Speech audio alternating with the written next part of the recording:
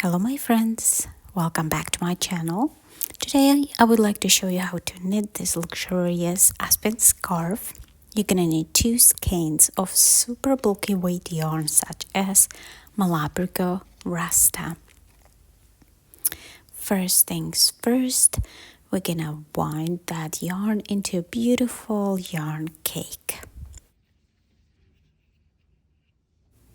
When we are all done, we are gonna cast 55 stitches on US 11 circular knitting needles and connect stitches in a round. First 3 rows are all knit.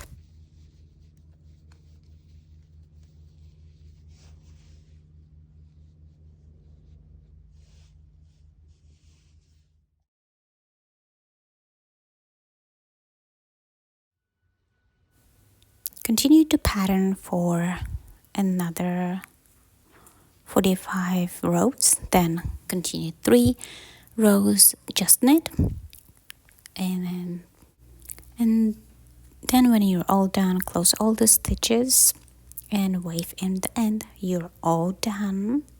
I hope you like it. Thank you so much for watching my video, and I'll see you next time.